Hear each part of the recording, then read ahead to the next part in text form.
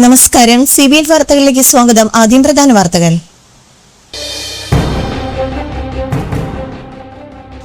ചരിത്ര പ്രഖ്യാപനവുമായി ലിയോ 14 മാർപ്പാപ്പ.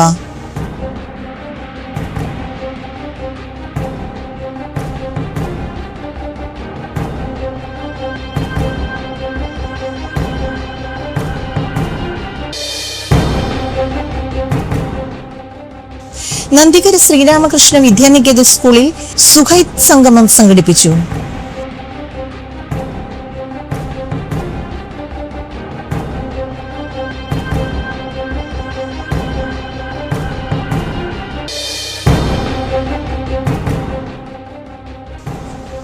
Central government pensioners association Chalakudy branch വാർഷിക സമ്മേളനം സംഘടിപ്പിച്ചു.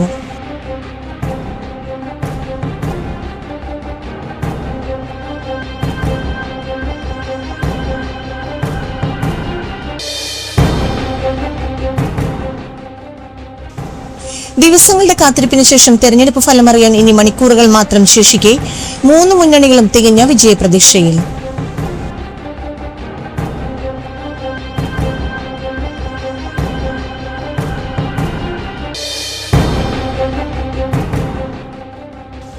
സംസ്ഥാനത്ത് 5 ദിവസത്തേക്ക് ശക്തമായ മഴ.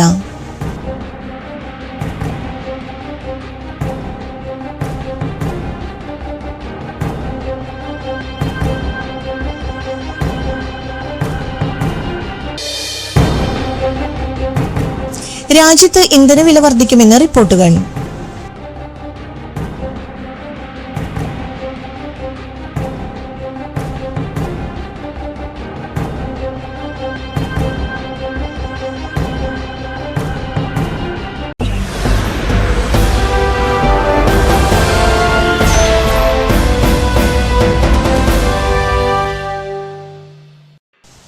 വാർത്തകൾ വിശദമായി. ചരിത്ര പ്രഖ്യാപനവുമായി ലിയോ 14 മാർപ്പാപ്പ. അനധികൃതമായി അമേരിക്കയിലേക്ക് കുടിയേറി പിന്നീട് വൈദികനായി മാറിയ എൽ സാൽവദോർ സ്വദേശി എവേലിയോ മെൻജീവർ അയാലയെ ബിഷപ്പായി നിയമിച്ചു. വെസ്റ്റ് വെർജീനിയയിലെ വീലിംഗ് ചാർൽസ്റ്റണിലേക്കാണ് ബിഷപ്പിന്റെ നിയമനം. കുടിയേറ്റക്കാർക്കെതിരെ അമേരിക്കൻ പ്രസിഡന്റ് ട്രംപ് നടപടികൾ ശക്തമാക്കുമ്പോഴാണ് മാർപ്പാപ്പയുടെ ഈ പ്രഖ്യാപനം. 1990-ലാണ് ബിഷപ്പ് മെൻജീവർ അയാല അമേരിക്കയിലേക്ക് കുടിയേറിയത്. 2023 അദ്ദേഹം അമേരിക്കയിലെ ആദ്യത്തെ സാൽവഡോറൻ ബിഷപ്പായി മാറി. വാഷിംഗ്ടൺ അതിരൂപതയിൽ സഹായമെത്രാനായി സേവനമനുഷ്ഠിച്ചു വരികയായിരുന്നു. വലിയ സന്തോഷത്തോടും വിനയത്തോടും കൂടി ഈ പുതിയ ദൗത്യം സ്വീകരിക്കുന്നു എന്ന് 56-കാരനായ മെൻജീവർ അയാല വാർത്താസമ്മേളനത്തിൽ പറഞ്ഞു. യുവാക്കളുടെ ആശയങ്ങൾ കേൾക്കാൻ താൻ ആഗ്രഹിക്കുന്നുവെന്നും ദരിദ്രരുടെയും തൊഴിലാളികളുടെയും കുടിയേറ്റക്കാരുടെയും ശബ്ദം കേൾക്കുമെന്നും അദ്ദേഹം പറഞ്ഞു. മെൻജീവർ അയാലയുടെ പൗരോഹിത്യത്തിലേക്കുള്ള യാത്ര ദുർഘടമായിരുന്നു. സാൽവഡോറൻ ആഭ്യന്തര യുദ്ധത്തിന്റെ അക്രമങ്ങൾക്കിടയിൽ വീട് വിട്ട് പലായനം ചെയ്യുന്നതിനിടെ സൈനികരുടെ വെടിയുണ്ടകളിൽ നിന്ന് താനും കുടുംബവും തലനാരിഴയ്ക്കാണ് രക്ഷപ്പെട്ടതെന്ന് അദ്ദേഹം മുമ്പ് പറഞ്ഞിരുന്നു. 3ാമത്തെ ശ്രമത്തിനാണ് അമേരിക്കയിലെത്താനായത്. തൂപ്പുകാരനായും നിർമ്മാണ തൊഴിലാളിയായും ജോലി നോക്കിയിട്ടുണ്ട്.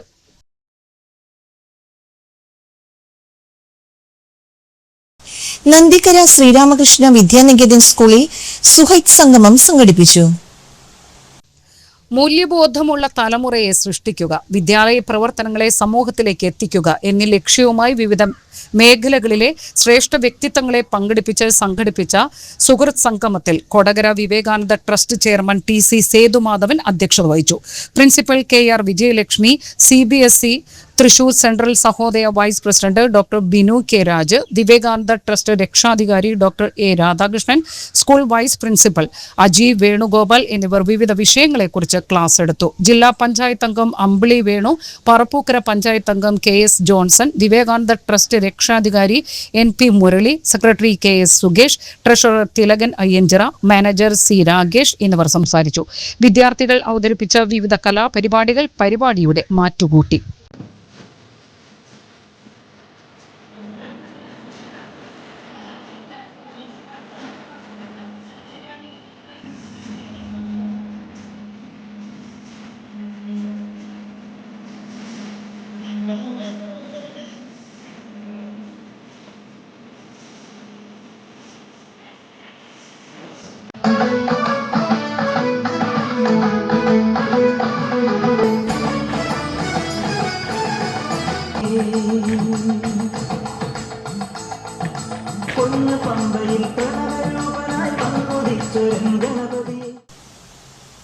Central government pensioners association Chalakudy branch വാർഷിക സമ്മേളനം സംഘടിപ്പിച്ചു.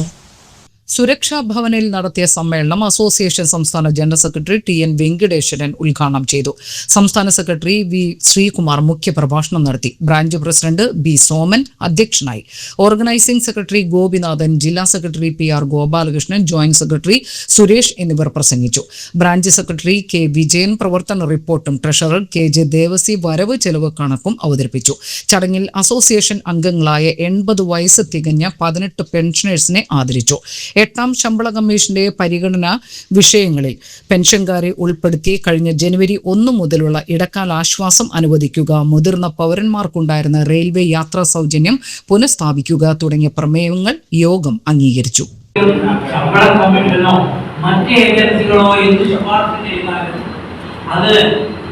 അത് ഏത് തീയതിയിലും പെൻഷനാകുന്നവർക്ക് കൊടുക്കണം, ഏത് തീയതിക്ക് ശേഷമുള്ളവർക്ക് കൊടുക്കണം എന്ന് തീരുമാനിക്കാനുള്ള അധികാരം സർക്കാരിനുണ്ട്. മുൻകാല പെൻഷൻകാർക്ക് നിഷേധിക്കാനുള്ള അവകാശമുണ്ട്. എന്ന് വെച്ചാൽ പെൻഷൻ പരിഷ്കരണം എന്ന് പറയുന്നത് നിലവിലുള്ള പെൻഷൻകാർക്ക് ബാധകമല്ലാത്ത രീതിയിൽ അതിനെ വാക്കുകൾ കൊണ്ട് പൊതിഞ്ഞ് ചക്കര കൊണ്ട് പൊതിഞ്ഞ് നടത്തുന്ന ഒരു പാഷാണമാണത് എന്ന് വേണം നമ്മൾ മനസ്സിലാക്കാൻ. അത് ഏകദേശം ടേംസ് ഓഫ് റെഫറൻസിലും ദിവസങ്ങളുടെ കാത്തിരിപ്പിന് ശേഷം തെരഞ്ഞെടുപ്പ് ഫലമറിയാൻ ഇനി മണിക്കൂറുകൾ മാത്രം ശേഷിക്കെ 3 മുന്നണികളും തികഞ്ഞ വിജയപ്രതീക്ഷയിൽ. UDF ഭരണത്തിൽ തിരിച്ചെത്തുമെന്ന എക്സിറ്റ് പോളുകൾ അങ്ങനെ തന്നെയാകുമെന്നും എക്സിറ്റ് പോളുകളല്ല യഥാർത്ഥ ജനവിധിയെന്ന് LDFും കണക്കുകൂട്ടുന്നു.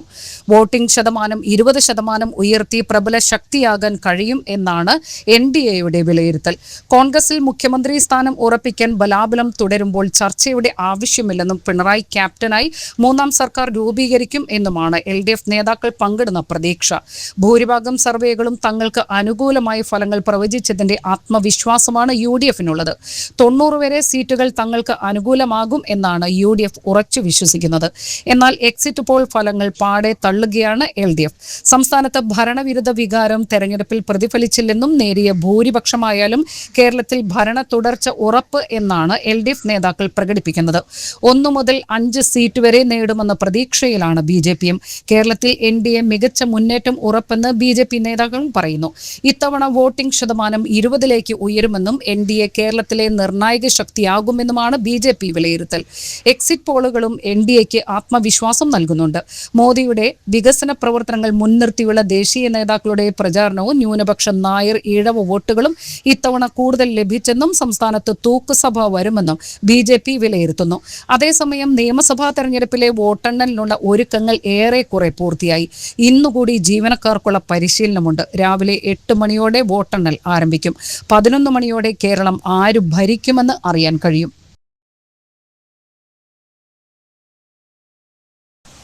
പരിശീലനം പൂർത്തിയാക്കിയ 60 സബ് ഇൻസ്പെക്ടർമാർ കൂടി പോലീസ് സേനയിലേക്ക് പരിശീലനാർത്ഥികളുടെ പാസിംഗ് ഔട്ട് പരേഡ് നടത്തി. കേരള പോലീസ് അക്കാദമിയിൽ പരിശീലനം പൂർത്തിയാക്കിയ 32A ബാച്ചിലെ 60 സബ് ഇൻസ്പെക്ടർ പരിശീലനാർത്ഥികളുടെ passing out parade Kerala police academy മുഖ്യ പരേഡ് ഗ്രൗണ്ടിൽ നടന്നു. ചടങ്ങിൽ സംസ്ഥാന പോലീസ് മേധാവി റാവഡ ആസാദ് ചന്ദ്രശേഖർ മുഖ്യാതിഥിയായി പങ്കെടുത്ത് കാഡറ്റുകളുടെ അഭിവാദ്യം സ്വീകരിച്ചു. അക്കാദമി ഡയറക്ടർ സേതുരാമനും ഉന്നത പോലീസ് ഉദ്യോഗസ്ഥരും സന്നിഹിതരായിരുന്നു. Academy assistant director CP Ajith Kumar പരിശീലനാർത്ഥികൾക്ക് സത്യവാചകം ചൊല്ലിക്കൊടുത്തു. പരിശീലനത്തിൽ വിവിധ മേഖലകളിൽ മികവ് പുലർത്തിയവർക്ക് സംസ്ഥാന പോലീസ് മേധാവി ട്രോഫികൾ സമ്മാനിച്ചു. KAP battalion band master sub inspector PV Subesh, KAP 3 battalion band master sub inspector MK Sasi എന്നിവരുടെ നേതൃത്വത്തിലുള്ള ബാൻഡ് സംഘം പരേഡിന് താളവാദ്യ അകമ്പടി സേവിച്ചു. 2025 ഏപ്രിൽ 3-നാണ് 32A ബാച്ച് പോലീസ് സബ് ഇൻസ്പെക്ടർമാരുടെ പരിശീലനം കേരള പോലീസ് അക്കാദമിയിൽ ആരംഭിച്ചത്. 1 വർഷക്കാലത്തെ അടിസ്ഥാന പരിശീലനത്തിന്റെ ഭാഗമായി ഇവർക്ക് ഔട്ട്ഡോർ വിഭാഗത്തിൽ പരേഡ്, ശാരീരിക ക്ഷമതാ പരിശീലനം എന്നിവയ്ക്ക് പുറമെ shield and lathi drill, 1 minute drill, ceremonial drill, sword drill, crane drill, mop operation, obstacle course, field craft and map reading, bomb detection and disposal, karate, yoga, നീന്തൽ, ഡ്രൈവിംഗ് എന്നിവയിലും വിദഗ്ധ പരിശീലനം നൽകിയിട്ടുണ്ട്. കൂടാതെ സ്പെഷ്യൽ ഓപ്പറേഷൻസ് ഗ്രൂപ്പിന്റെ കീഴിൽ commando training, high altitude training, coastal security training എന്നിവയിലും അത്യാധുനിക ആയുധങ്ങളായ AK-47, താർ, INSAS, SLR, LMG, Glock pistol, 9mm pistol, carbine എന്നിവയിൽ ഫയറിംഗ് പരിശീലനവും നൽകിയിട്ടുണ്ട്. ഇൻഡോർ വിഭാഗത്തിൽ ഇന്ത്യൻ ഭരണഘടന, ഭാരതീയ ന്യായ സംഹിത, ഭാരതീയ നാഗരിക സുരക്ഷാ സംഹിത, ഭാരതീയ സാക്ഷ്യ അധിനിയം, മറ്റു നിയമങ്ങൾ, police station management, traffic management, case അന്വേഷണം, VIP bandobast, internal security, disaster management, forensic sciences, artificial intelligence in policing, forensic medicine, computer, cyber കുറ്റകൃത്യങ്ങൾ, ക്രിമിനോളജി, പിനോളജി, വിക്ടിമോളജി, സ്ത്രീകൾ, കുട്ടികൾ, മുതിർന്ന പൗരന്മാർ, ജെൻഡർ ന്യൂട്രൽസ് തുടങ്ങിയവരോടുള്ള പെരുമാറ്റം, പരിസ്ഥിതിക്കെതിരെയുള്ള കുറ്റകൃത്യങ്ങൾ തടയൽ, ഫസ്റ്റ് എയ്ഡ് തുടങ്ങിയ വിഷയങ്ങളിൽ ക്ലാസ് റൂം പരിശീലനവും നൽകിയിട്ടുണ്ട്.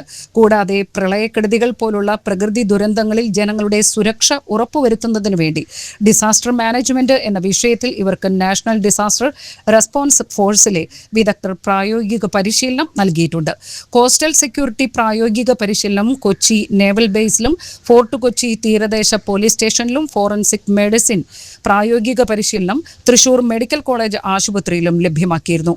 അരീക്കോട് SOG ക്യാമ്പിൽ 15 ദിവസത്തെ ഭീകരവിരുദ്ധ പരിശീലനവും ഇടുക്കിയിലെ കുട്ടിക്കാനത്ത് 5 ദിവസത്തെ ഹൈ ആൾട്ടിറ്റ്യൂഡ് പരിശീലനവും നൽകി. നവകേരള സൃഷ്ടിക്കായി പോലീസിന്റെ തൊഴിൽ വൈദഗ്ധ്യം വർദ്ധിപ്പിക്കുന്നതിനും പൊതുജനങ്ങളോടുള്ള പെരുമാറ്റം മെച്ചപ്പെടുത്തുന്നതിനും പോലീസിന്റെ ആപ്തവാക്യമായ മൃദുഭാവയെ ദൃഢകൃത്യയെ അന്വർത്ഥമാക്കുന്നതിനും ഉതകുന്ന രീതിയിലുള്ള പരിശീലനമാണ് പരിശീലന കാലയളവിൽ നൽകിയിട്ടുള്ളത്. 60 പരിശീലനാർത്ഥികളിൽ 47 പുരുഷന്മാരും 13 വനിതകളും ഉൾപ്പെടുന്നു. ഇവരിൽ 13 പേർ വിവാഹിതരാണ്. പരിശീലനം പൂർത്തിയാക്കി കേരള പോലീസിന്റെ ഭാഗമാകുന്ന 32 ബാച്ചിലും ഉന്നത വിദ്യാഭ്യാസം നേടിയിട്ടുള്ള നിരവധി പേരാണുള്ളത്. 12 PG ബിരുദമുള്ളവരും 25 ബിരുദമുള്ളവരും, ഒരു MBA, 2 MTech, 20 BTech ബിരുദം നേടിയവരും ഉൾപ്പെടുന്നു. Sensitivity. Climate-related emergencies require quick mobilization. Road safety challenges demand constant vigilance. Therefore, the model police officer must be more than physically fit and legally aware. He must be technologically skilled, emotionally balanced, ethically grounded, and mentally resilient. The training imparted here at KEPA has equipped you in physical endurance, weapon handling, law investigation, forensic awareness, cyber preparedness, crowd control, disaster response, leadership, and human rights values.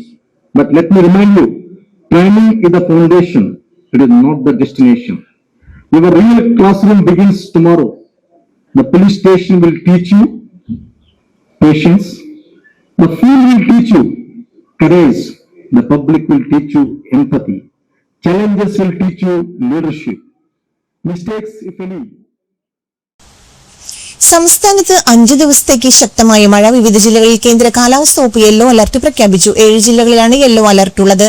Pathanamthitta, Kottayam, Idukki, Ernakulam, Thrissur, Palakkad, Malappuram ജില്ലകളിലാണ് yellow alert. ഒറ്റപ്പെട്ട ശക്തമായ മഴയ്ക്കുള്ള സാധ്യതയാണ് പ്രവചിക്കപ്പെട്ടിരിക്കുന്നത്. 24 മണിക്കൂറിൽ 64.5 millimetre മുതൽ 115.5 millimetre വരെ മഴ ലഭിക്കുന്ന സാഹചര്യത്തെയാണ് ശക്തമായ മഴ എന്നതുകൊണ്ട് അർത്ഥമാക്കുന്നത്. സംസ്ഥാനത്ത് ഇന്ന് ഒറ്റപ്പെട്ടയിടങ്ങളിൽ ഇടിമിന്നലോടുകൂടിയ ഇടത്തരം മഴയ്ക്ക് മണിക്കൂറിൽ 40 കിലോമീറ്റർ വരെ വേഗതയിൽ ശക്തമായ കാറ്റിനും സാധ്യതയുണ്ടെന്ന് കേന്ദ്ര കാലാവസ്ഥാ വകുപ്പ് അറിയിച്ചു. തെക്കു പടിഞ്ഞാറൻ കാലവർഷം ഈ മാസം 18-നും 25-നും ഇടയ്ക്ക് കേരള തീരത്ത് എത്തിയേക്കാമെന്ന് കേന്ദ്ര കാലാവസ്ഥാ വകുപ്പിന്റെ നിഗമനം. ഈ മാസം പകുതിയോടെ വേനൽ മഴ ശക്തമാകാനും സാധ്യതയുണ്ട്. ഇപ്പോഴത്തെ ഉയർന്ന താപനിലയിൽ നിന്നും പെട്ടെന്ന് മഴയിലേക്ക് മാറുന്നതിനാൽ ശക്തമായ കാറ്റിനും മിന്നലിനും സാധ്യതയുണ്ട്. ജൂൺ 1-നോടനുബന്ധിച്ചാണ് സാധാരണ കാലവർഷം എത്താറുള്ളത്. രാജ്യത്ത് വേനൽ മഴ മെയ് മാസത്തെ ശരാശരിയേക്കാൾ കൂടുതൽ മഴ ലഭിക്കാൻ സാധ്യത എന്നാണ് കേന്ദ്ര കാലാവസ്ഥാ വകുപ്പ് അറിയിക്കുന്നത്. മെയ് മാസത്തിൽ ലഭിക്കുന്ന ദീർഘകാല ശരാശരി മഴയുടെ 110% മഴ ഇത്തവണ ലഭിച്ചേക്കും. കൊടും ചൂടിൽ വലയുന്ന പെയ്യുന്ന രാജ്യത്തെ ഭൂരിഭാഗം പ്രദേശങ്ങൾക്കും വേനൽ മഴ ആശ്വാസമാകും. ഗുജറാത്ത്, മഹാരാഷ്ട്ര ഉൾപ്പെടെയുള്ള ചില സംസ്ഥാനങ്ങളിൽ ഉഷ്ണതരംഗ ദിനങ്ങൾ വർദ്ധിച്ചേക്കുമെന്നും കേന്ദ്ര കാലാവസ്ഥാ വകുപ്പ് അറിയിക്കുന്നു. വടക്കു പടിഞ്ഞാറൻ ഇന്ത്യ, മധ്യ ഇന്ത്യ എന്നിവിടങ്ങളിൽ ഇന്നു മുതൽ 6 വരെ ഇടിമിന്നലോടുകൂടിയ ഒറ്റപ്പെട്ട മഴ കൂടിയേക്കും. അതേസമയം കിഴക്കൻ ഇന്ത്യയുടെ ചില ഭാഗങ്ങളിലും വടക്ക് കിഴക്കൻ ഇന്ത്യയിലും സാധാരണയേക്കാൾ കുറവ് മഴയെ ലഭിക്കൂ. രാജ്യത്തെ ഭൂരിഭാഗം പ്രദേശങ്ങളിലും പകൽ താപനില സാധാരണ നിലയിലോ അതിൽ താഴെയോ ആയിരിക്കും. ഹിമാലയൻ താഴ്വരകൾ, കിഴക്കൻ തീരപ്രദേശങ്ങൾ, ഗുജറാത്ത്, മഹാരാഷ്ട്ര എന്നിവിടങ്ങളിൽ ഉഷ്ണതരംഗ ദിനങ്ങൾ വർദ്ധിക്കും. ചുരുങ്ങിയ സമയത്തിനുള്ളിൽ പെയ്യുന്ന അതിതീവ്ര മഴ താഴ്ന്ന പ്രദേശങ്ങളിൽ വെള്ളക്കെട്ടിനും കാർഷിക വിളകളുടെ നാശത്തിനും കാരണമായേക്കും. സംസ്ഥാന സർക്കാരും പൊതുജനങ്ങളും പ്രാദേശിക കാലാവസ്ഥാ മുന്നറിയിപ്പ് കർശനമായി പാലിക്കണമെന്നും കാലാവസ്ഥാ കേന്ദ്രം അറിയിക്കുന്നു. സംസ്ഥാനത്ത് സ്വർണ്ണവിലയിൽ വർധന പവന് 240 രൂപയാണ് കൂടിയത്. ഒരു പവൻ സ്വർണത്തിന്റെ വില 1,10,680 രൂപയാണ്. ഗ്രാമിന് 30 രൂപ വർദ്ധിച്ച് 13,835 രൂപയിലെത്തി.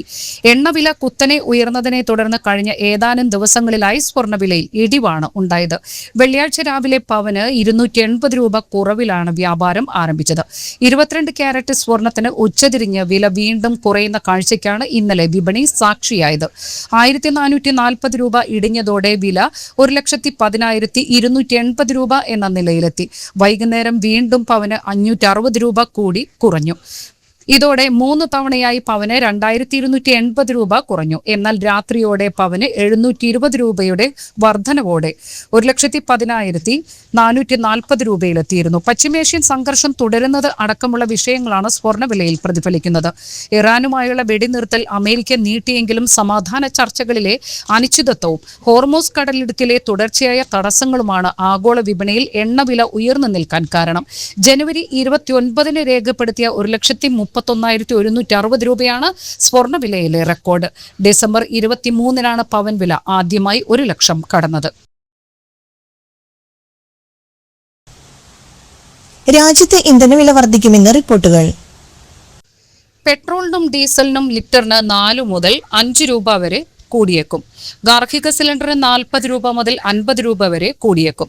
പശ്ചിമേഷ്യയിലെ സംഘർഷങ്ങൾ വർദ്ധിക്കുന്നതിനിടയിൽ ആഗോള അസംസ്കൃത എണ്ണയുടെ വില കുതിച്ചുയർന്ന സാഹചര്യത്തിൽ ഇന്ധന LPG സിലിണ്ടറുകളുടെ വില വർദ്ധിപ്പിക്കാൻ സർക്കാർ ആലോചിക്കുന്നതായി ഉന്നത സർക്കാർ വൃത്തങ്ങൾ വ്യക്തമാക്കി. പെട്രോൾ, ഡീസൽ വില ലിറ്ററിന് ഏകദേശം 4-5 രൂപ വരെ വർദ്ധിച്ചേക്കാം. അതേസമയം ഗാർഹിക LPG സിലിണ്ടറുകൾക്ക് ഏകദേശം 40-50 രൂപ വരെ വർധനവ് ഉണ്ടായേക്കാം. അംഗീകരിക്കപ്പെട്ടാൽ ഏകദേശം 4 വർഷത്തിനിടെ പെട്രോൾ, ഡീസൽ വിലയിലെ ആദ്യത്തെ വർധനവായിരിക്കും ഇത്. എണ്ണ വിപണന കമ്പനികളിൽ വർദ്ധിച്ചു വരുന്ന സമ്മർദ്ദം കണക്കിലെടുത്ത് ഇന്ധനവില വർധനവിന് ശക്തമായി സാധ്യതയുണ്ട് എന്നാണ് നേരത്തെ റിപ്പോർട്ട് ചെയ്തിരുന്നത്. അതേസമയം തെരഞ്ഞെടുപ്പ് പൂർത്തിയായെങ്കിലും എണ്ണ കമ്പനികളുടെ ആവശ്യം സ്ഥിതി നിരീക്ഷിച്ച ശേഷം പരിഗണിച്ചാൽ മതിയെന്ന നിലപാടിലാണ് കേന്ദ്ര സർക്കാർ.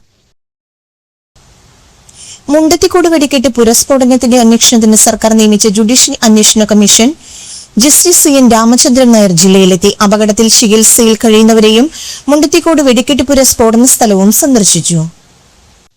ജില്ലാ collector Shikha Surendran, city police commissioner Nakul Rajendra Deshmukh എന്നിവരോടൊപ്പം മെഡിക്കൽ കോളേജിലെത്തിയ ജുഡീഷ്യൽ അന്വേഷണ commission justice CN Ramachandran Nair അപകടത്തിൽ പരിക്കുപറ്റി തൃശൂർ മെഡിക്കൽ കോളേജിൽ ചികിത്സയിൽ കഴിയുന്ന ഭവാനി, വിഷ്ണു എന്നിവരെ സന്ദർശിച്ച് സ്ഥിതിഗതികൾ ചോദിച്ചറിഞ്ഞു.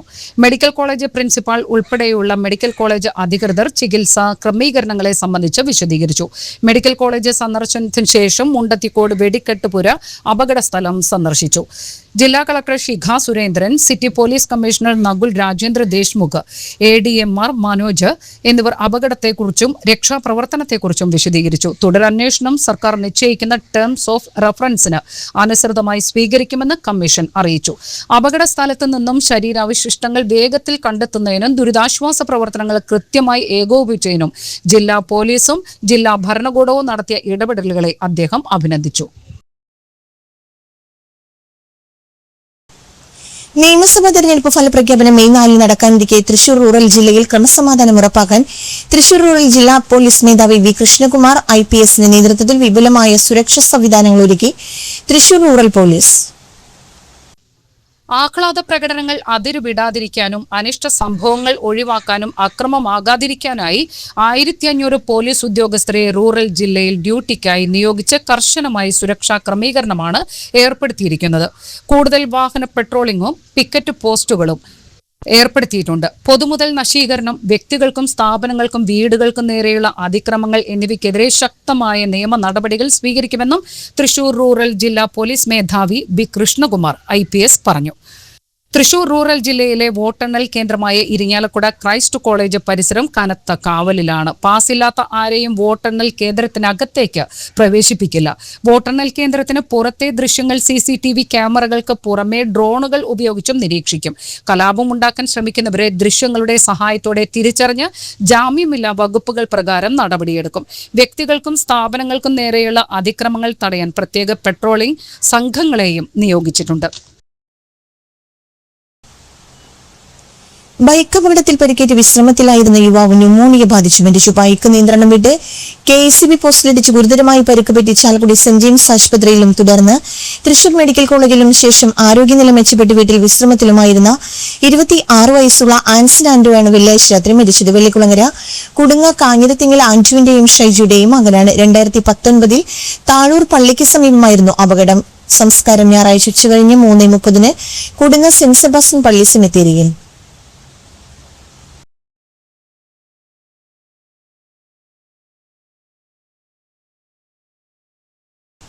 നോർത്ത് ചാലക്കുടി പാണാട്ടുപറമ്പിൽ കുഞ്ഞുവറീത് മകൻ ജോണി നിര്യാതനായി. 70 വയസ്സായിരുന്നു. സംസ്കാരം ഞായറാഴ്ച ഉച്ചതിരിഞ്ഞ് 3 നോർത്ത് ചാലക്കുടി സെന്റ് ജോസഫ് പള്ളി സെമിത്തേരിയിൽ. പ്രധാന വാർത്തകൾ ഒരിക്കൽ കൂടി. ചരിത്ര പ്രഖ്യാപനവുമായി ലിയോ 14 മാർപ്പാപ്പ.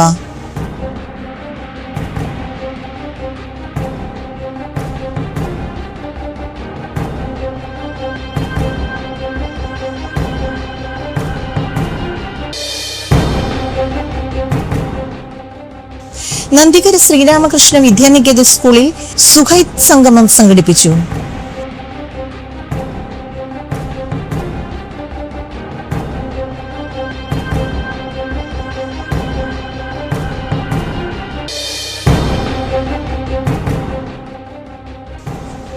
Central government pensioners association Chalakudy branch വാർഷിക സമ്മേളനം സംഘടിപ്പിച്ചു.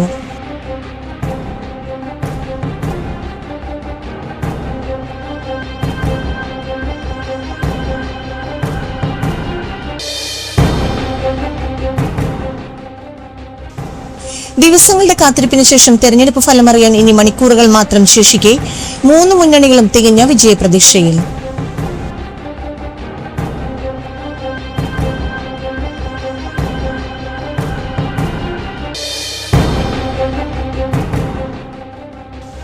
സംസ്ഥാനത്ത് 5 ദിവസത്തേക്ക് ശക്തമായ മഴ.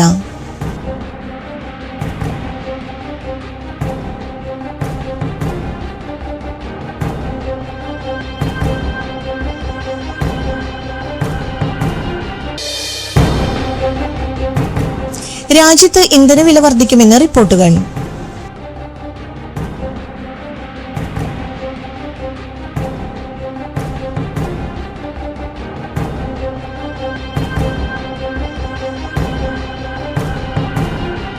ഇതോടെ ഈ വാർത്താ ബുള്ളറ്റിൻ സമാപിച്ചു. നമസ്കാരം.